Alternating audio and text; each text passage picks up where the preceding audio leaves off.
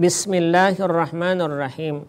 Assalamualaikum warahmatullahi wabarakatuh. Alhamdulillahi rabbil alamin. Allahumma salli wa sallim ala sayyidina Muhammadin wa ala ali sayyidina Muhammadin. Salatu abdin qallat hilatuhu wa rasulullah wasilatuhu. Fa anta laha ya ilahi walikulli karbin azim fafarris ma nahnu fihi bisirri bismillahirrahmanirrahim. Segala puji bagi Allah Tuhan semesta alam. Kita haturkan lantunan kata alhamdulillahi rabbil alamin. Salawat serta salam tidak lupa kita haturkan kepada junjungan kita Nabi besar Muhammad sallallahu alaihi wasallam dengan mengucapkan Allahumma salli wa sallim ala sayyidina Muhammadin wa ali sayyidina Muhammad. Para pemirsa TPRI Kalimantan Selatan dimanapun Anda berada, semoga Allah senantiasa memberikan limpahan petunjuk, hidayah, kekuatan kepada kita semua. Amin ya rabbal alamin. Hari ini kita akan mengkaji sebuah hadis. Hadis ini bercerita tentang betapa besar rahmat Allah kepada hamba-hambanya yang jauh daripada perkiraan kita terhadap apa yang kita lakukan daripada dosa-dosa kita. Hadis ini adalah hadis yang diriwayatkan oleh Imam Bukhari dan Imam Muslim dalam riwayat muttafaqun alaih yang dibawa hadis ini oleh seorang sahabat Nabi bernama Abu Hurairah radhiyallahu taala anhu wa ardah. Hadisnya berbunyi, An Abi Hurairah radhiyallahu taala anhu wa ardah. Anin Nabi sallallahu alaihi wasallam qala kana rajulun yusrifu ala nafsihi falamma hadarahu al-maut qala li banihi idza ana muttu fa ahrikuni thumma thanuni thumma dharuni fir rih. Allahu akbar. Fa wallahi la in qadara alayya rabbi la yu'adzibani adzaban ma adzabahu ahadan. Falamma mata fu'ila bihi dhalika fa amara Allahu al-arda faqala ijma'i ma fiki faf'alat fa idza huwa qa'imun. Allah.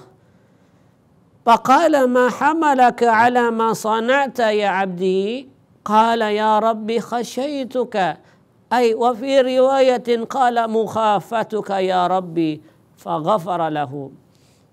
Hadis sahih muttafaqun alaih. Kita telah belajar ilmu hadis bahwa kalau dikatakan muttafaqun alaih maka hadis itu diriwayatkan dengan dua jalan, pada Bukhari dan pada Imam Muslim. Keduanya dengan redaksi yang sama, dengan perawi yang sama, sehingga muttafaqan alaih adalah kesepakatan dengan dua mukhrij, yaitu Bukhari dan Muslim. Kedua hadis yang diriwayatkan oleh mereka redaksi sama, perawi sama, makanya dinamakan muttafaqun alaihi. Hadisnya ada di Bukhari dan hadisnya pula ada di Muslim. Hadis di Bukhari riwayatnya sama Abu Hurairah, hadis yang Muslim pun riwayatnya sama dari Abu Hurairah radhiyallahu taala anhu wa ardah. Apa ceritanya? Ada seorang laki-laki, ini Nabi cerita lagi nih dengan sahabatnya. Kata Nabi, ada seorang laki-laki yang pada masa dulunya yusrifu, dia melampaui batas terhadap dosanya.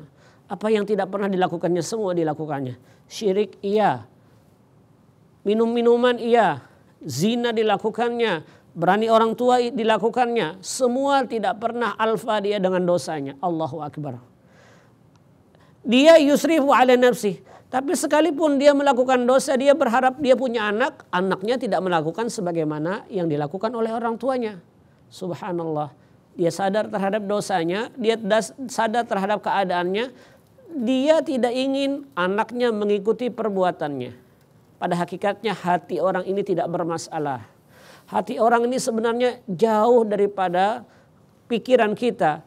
Dia berbuat dosa karena nafsunya, tapi pikirannya masih ada jiwa-jiwa kebaikan pada dirinya. Oleh sebab itu tak bisa kita pandang orang ini dengan sebelah mata. Kita pandang dia dalam makom-makom dosa, boleh jadi. Tapi kita tidak bisa memandang bahwa orang ini bisa saja mendapatkan hidayahnya Allah Subhanahu wa ta'ala. Nah, oleh sebab itu Nabi mencontohkan seorang laki-laki yusrif ala nafsihi. Dia melampaui batas terhadap seluruh dosa-dosa yang pernah dilakukan oleh seorang hamba. Sekalipun demikian, yang kedua, selain dia tidak ingin anaknya masuk ke dalam rangkaian apa yang dia lakukan, orang ini masih ingat mati. Rupanya dia ingat mati, karena dia ingat mati itulah yang menyebabkan dia kepengen bertindak ampih atau selesai daripada dosanya. Tiba-tiba falamma hadarahul maut. Kematian rupanya akan hadir setiap insan yang bernyawa. Apapun keadaannya. Orang yang berdosa ini lalu tiba masa kematiannya. Pada masa kematiannya, di detik-detik terakhir kematiannya dia berpesan kepada anak-anaknya. Di antara anaknya dia katakan qalali banihi. Yang sebenarnya dia tidak ingin keadaan itu dicontohkan oleh anaknya. Orang tuanya yang melakukan dosa luar biasa, dia tidak ingin anaknya ikut serta kepadanya. Oleh sebab itu pesan-pesan keagamaan dia ucapkan ketika terbitnya sakaratul maut untuk dirinya. Subhanallah. Ini orang berbuat dosa tapi dia tidak ingin dosanya diwariskan kepada anaknya. Dia ingin berbuat dosa tapi hanya untuk dirinya. Dia siap menerima konsekuensi dosanya tapi dia tidak ingin melihat putra-putrinya jatuh ke dalam dosa. Ini adalah masih jiwa orang yang beriman tapi dia sudah terjerumus karena hawa nafsunya. Ingat, musuh kita bukan hanya satu, bukan hanya hawa nafsu. Kita punya setan. Setan ini dia akan datang ke sekitar kita. Dari sekitar kita diolahnya hawa nafsu kita. Dari hawa nafsu kita ini muncul nanti ada karib kerabat kita yang membuat kita jatuh ke dalam perbuatan dosa. Nah, lalu apa pesan-pesan orang yang berbuat dosa ini kepada anaknya ketika dia mengatakan qala li banihi? Dia berwasiat kepada anaknya. Apa wasiatnya kepada anaknya? Kita akan ikuti setelah pesan-pesan berikut ini. Karena dosa yang dilakukan terus-menerus akan menjadi besar. Dan besarnya dosa adalah putus asa dari rahmat Allah Subhanahu wa ta'ala.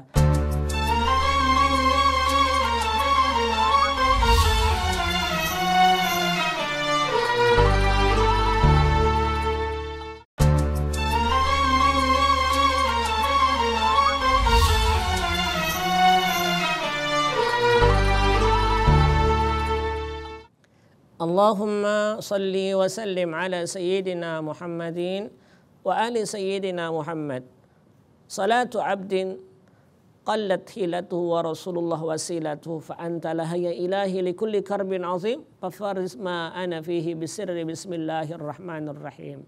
Ini adalah salawat Habib Tahir Al-Alawi, yaitu pengarang Ya Arhamar Rahimin. Salawat ini beliau baca setiap saat untuk menghindarkan seseorang daripada huru-hara keadaan gelisah di pikirnya, sehingga dia senantiasa dibantu oleh Allah setiap daripada jejak dan pikirannya. Para pemirsa dimanapun Anda berada, apa pesan orang yang berbuat dosa itu kepada anaknya? Dia katakan, ya bunayya, wahai ananda, anakku, idza ana mutu, ayahmu ini dosa sudah sangat luar biasa. Kalau ayah mati, fa'ahrikuni, jangan kau biarkan jenazah ayah dibungkus dengan kain kapan begitu saja. Bakarlah jiwa ayah. Bakarkan jasad ayah. Kau bakar jasad ayah. Summat hanuni. Lalu abu-abunya kau kumpulkan. Summa daruni firrih. Kau bakar. Abunya kau kumpulkan. Masukkan ke dalam sebuah tempat. Lalu abu itu tadi kau lempar ke atas langit agar dia ditiup oleh angin, sehingga habu tadi bertebaran ke sana kemari yang dia tidak mungkin menyatu kembali. kau hancurkan badan ayah sebelum Tuhan menyiksaku dengan kondisi dibakarnya, maka kau hancurkan tubuh ayah dengan membakar tubuh ayah ini. Sehingga menjadi abu. Abu itulah kau sebar kemana-mana ditiup angin. Sehingga tidak ada abu yang bisa menyatu. Yang sehingga dengan abu tadi tidak mungkin dia terwujud menjadi sebuah jasad. Lalu dia katakan kepada anaknya, "Wallahi anakku, demi Tuhan." Dia bersumpah dengan kata-kata demi Tuhan. "La in qadara alayya rabbi." Andai kata Tuhan kita maha kuasa, la yu'adzibani adaban. Dia pasti menyiksaku dengan siksa yang tidak diberikan kepada orang lain kecuali aku. Karena aku sudah jahat kepadanya. Aku sudah berbuat dosa. Sebelum aku mati, aku berwasiat kepada engkau untuk menghancurkan tubuhku. Sehingga tidak mungkin Tuhan menyiksaku dalam kondisi ini kecuali dengan siksaan yang dahsyat. Karena wujudku berupa menjadi abu, katanya. Lalu dikatakan, palamma mata. Nabi bercerita setelah itu. Matilah laki-laki ini. Fu'ila bihi dzalik. Hebatnya sang anak taat dengan perintah sang ayah. Sang anak sudah siap menyiapkan kayu bakarnya. Ditaruhlah ayahnya di atas kayu bakar tadi. Dibakarlah ayahnya. Fa'amarallahul arda. Ketika dibakarnya, abunya semuanya dikumpulkan, ditaburkan ke atas langit. Sehingga angin meniup dari abu tersebut. Dan tidak mungkin mengumpulkan orang ini kembali. Sehingga wujudnya secara kasat mata adalah bentuknya abu yang tidak mungkin menyatu. Tiba-tiba apa yang terjadi setelah perilaku ini dilakukan oleh anaknya? Allah lain mengatakan kepada perintahnya. Fa'amarallahul arda. Nabi bercerita kepada sahabatnya. Ketika itu Allah ingin mewujudkan kasih sayangnya kepada hambanya. Lalu Allah mengatakan kepada bumi. Faqala ya arda. Kata Allah kepada bumi. Wahai bumi, ijma'i ma fiki. Kumpulkan abu yang telah bertebaran di atas permukaan dirimu. Fafa'alat. Bumi pun akhirnya mengumpulkan abu-abu yang telah dibakar oleh sang anak tadi. Menyatulah abu tadi. Fa'idha huwa qa'imun. Berdasarkan qadar Allah, takdir Allah, kekuasaan Allah. Abu yang tidak terlihat sedikit pun jasad seorang manusia. Abu terkumpul daripada perintah Allah kepada bumi. Dari abu itu berwujudlah menjadi seorang manusia utuh. Sebagaimana mestinya ketika dia masih dalam kondisi hidup. Menyatulah abu tadi menjadi seorang manusia. Faqala. Allah berfirman kepada al-musrif. Orang yang melakukan dosa besar tadi. Ma hamalaka ala ma sana'ta. Kata Allah kepada laki-laki tadi. Wahai hambaku, kenapa engkau melakukan yang demikian? Apa yang membuatmu, mendorongmu melakukan perbuatan ini sehingga engkau menjadi abu dan engkau wasiatkan kepada anakmu? Sang hamba mengatakan kepada Allah Subhanahu wa taala, qala ya Rabbi, ya Allah Tuhanku yang menciptakan diriku, khasyaituka, aku lakukan ini dan kuwasiatkan kepada anakku. Aku tahu aku berbuat dosa kepada engkau. Aku tak layak menjadi hamba yang bersyukur. Aku melakukan agar aku dibakar seperti ini. Karena aku takut dengan siksa engkau. Aku takut kepadamu ya Allah. Karena aku takut itulah aku perintahkan anakku untuk membakar jiwaku. Sehingga aku tidak berwujud lagi seperti jasad sedia kala. Sehingga ketika engkau ingin menyiksaku, tidak mungkin engkau siksa dalam kondisi yang sedikit. Tapi engkau kondisikan siksa itu akan datang bertubi-tubi. Karena aku telah menghancurkan diriku. Apa kata Allah? Qala, Allah berfirman melalui lisan nabinya. Mukhafatuka ya Rabbi. Ketakutanmu kepadaku. Khasyiyah engkau kepadaku. Membuat aku akan mengampuni. Faghafara lahu. Nabi mengatakan Allah mengampuni dia. Karena sebab takutnya dia di ujung hayatnya. Sehingga Allah mewujudkan dia mengampuni seluruh daripada dosa-dosanya. Ini adalah hadis yang diriwayatkan oleh Imam Bukhari dan Muslim di dalam riwayat yang mu'tabar. Yang dikenal bahwa besarnya rahmat Allah kepada seorang hamba. Apa faedah dari hadis ini yang kita kaji? Para pemirsa yang dimuliakan oleh Allah Subhanahu wa taala, tidak main-main, ini hadis sangat luar biasa. Jangan ada putus asa ketika seseorang melakukan dosa. Karena dosa yang dilakukan terus-menerus akan menjadi besar. Dan besarnya dosa adalah putus asa dari rahmat Allah Subhanahu wa taala. Lihat laki-laki ini, dosa apa yang tak pernah dia lakukan? Semua dia lakukan. Tapi ketika ketakutan yang menjemputnya, dia meninggal dalam kondisinya takut kepada Allah, sekalipun dia terbakar, dikumpulkan oleh Allah abunya. Allah berfirman kepadanya, aku telah mengampuni engkau wahai hambaku. Ternyata rahmat Allah teramat luas kepada kita dibanding murkanya Allah Subhanahu wa taala. Apa faedah hadis ini? Kita akan lanjutkan setelah pesan-pesan berikut ini. Jika di alam barzah dalam kondisi mendapatkan kenikmatan, maka selanjutnya alam-alam berikutnya akan mendapatkan kenikmatan.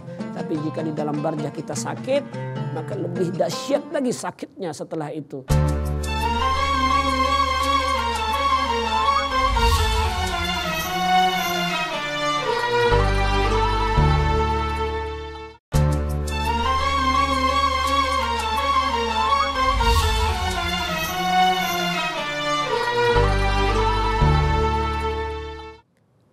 Allahumma salli ala sayyidina Muhammadin wa ali sayyidina Muhammad. Para pemirsa dimanapun Anda berada, hadis yang telah kita kaji menunjukkan bahwa rahmat Allah besar sekali terhadap kemurkaannya. Bahwa kalau kita melihat satu hadis itu memberikan satu kaidah mutiara yang luar biasa. Pertama, alal mu'min alla yusrifa fil ma'asi fayuhimu syaitana bil ya'si minal maghfirah. Setiap orang yang beriman ketika dia sadar terhadap perbuatan dosanya yang amat melimpah, besar sekali dosanya, di antara ketakutan syaitan adalah orang ini dalam kondisi roja. Apa itu roja? Harapan besar terhadap rahmat Allah kepadanya. Karena itu syaitan ketika seorang pelaku dosa itu berbuat dosa, dia akan ilhamkan, dia wahyukan setiap saat bagaimana orang ini berputus asa dari rahmat Allah Subhanahu wa taala. Kalau orang itu berputus asa dari rahmat Allah, maka syaitan akan berhasil menanamkan strateginya. Oleh sebab itu, kaum muslimin dimanapun berada, kita tidak mungkin ada orang yang bersih di antara kita. Setiap kita punya titik-titik hitam yang dulu pernah kita lakukan. Titik-titik hitam ini akan bisa teratasi jika kita mendapatkan kekuatan bahwa Allah Subhanahu wa taala mengampuni segala dosa-dosa kita. Kekuatan roja, harapan besar kepada Allah bahwa segala sesuatunya Allah akan bukakan pintu hidayahnya. Allah akan hilangkan kemurkaannya. Allah datang menjemput kita dengan rahmatnya. Ini adalah ketakutan syaitan yang amat besar kepada seorang hamba. Yaitu munculnya sifat kekuatan rojaknya itu kepada Allah Subhanahu wa taala. Dan syaitan akan berhasil jika membujuk kita dalam kondisi tayyi'as atau berputus asa. Ini poin pertama yang harus kita amati. Yang kedua, yang disebut dengan alam barzah tidak berarti orang yang harus masuk tanah dulu.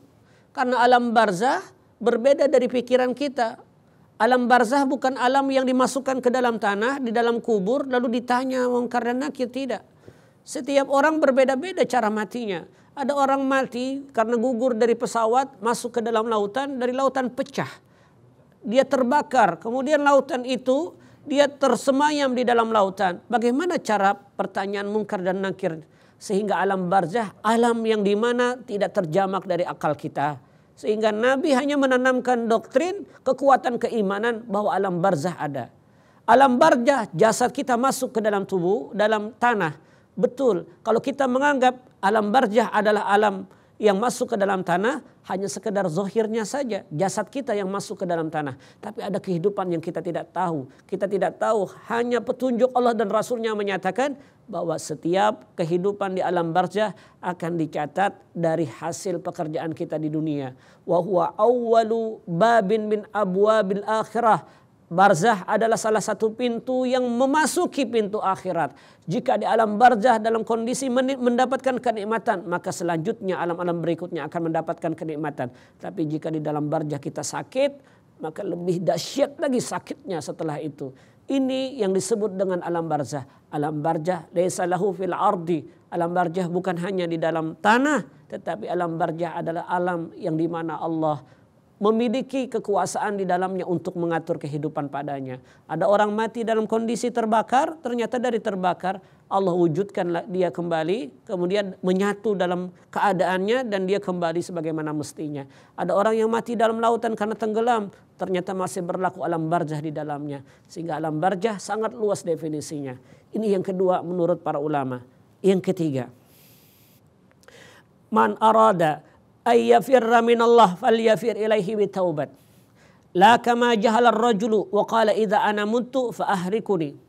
Hadis ini menunjukkan bahwa kita tidak juga bersikap bodoh terhadap apa yang dilakukan sebagaimana laki-laki ini. Dia tahu bahwa dia takut kepada Allah. Dia sebenarnya kuat, ingatnya dia.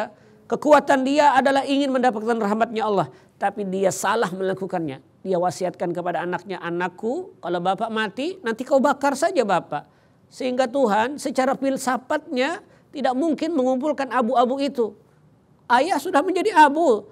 Tak mungkin ada Tuhan akan menyiksa dengan abu tadi. Jasad abah, jasad bapak sudah hilang karena tak ada mungkin lagi bisa menyatu. Ini adalah perbuatan bodoh. Kalau ingin lari dari kondisi ini, maka larilah kepada Allah dengan taubat. Ternyata jangan main-main dengan taubat. Orang yang berbuat dosa melimpah tetap dibukakan oleh Allah Subhanahu wa taala. Orang banyak mengatakan bahwasanya perbuatan syirik tidak akan diampuni oleh Allah. Innallaha la yaghfiru ay yushraka bihi wa yaghfiru ma duna dzalika liman yasha. Mereka mengatakan Allah akan mengampuni segala dosa sesuatunya kecuali dosa syirik. Tapi kan dikatakan di akhir ayat itu, liman yasha, itu pun kalau Allah kepengen. Berbuat dosa kecil, kalau Allah kepengen tidak memaafkan juga bisa jatuh kepada dosa. Maka berhati-hatilah. Kalau ingin lari dari Allah, larilah dengan taubat. Karena taubat adalah jawaban bagi orang yang menyadari terhadap dosanya. Ini yang ketiga. Yang keempat, menurut para ulama, jahalal aba'u qad yasilu lil abna wa qad ahraqu bi'ahmin watanahu wa dharahu firrih. Kebodohan seorang ayah jangan sampai tertanam kepada anaknya. Ini perilaku yang ditanamkan seorang ayah kepada anaknya. Perilaku ayahnya sudah salah, menanamkan kepada anaknya sehingga anaknya berani untuk melakukan apa yang dikatakan ayahnya. Tidak semua apa yang dikatakan seorang ayah harus kita lakukan. Perbuatan, ketetapan, ucapan, perintah dari orang tua kita, kalau itu hukumnya melanggar terhadap aturan agama, kita boleh mengoreksi dengan bahasa yang bermuamalah dengan baik. Dengan ma'ruf, dengan keadaan yang santun, kita nasihati orang tua kita. Tidak harus dengan meronta-ronta, mengatakan sesuatu yang menyakitkan kepadanya. Sikap yang dilakukan oleh laki-laki ini kepada anaknya adalah sikap yang salah. Dan anaknya sangat taat kepada dia. Dia bakar ayahnya. Setelah dibakarnya, dihamburnya abu tadi, dengan angin yang meniupnya, ternyata salah kondisinya.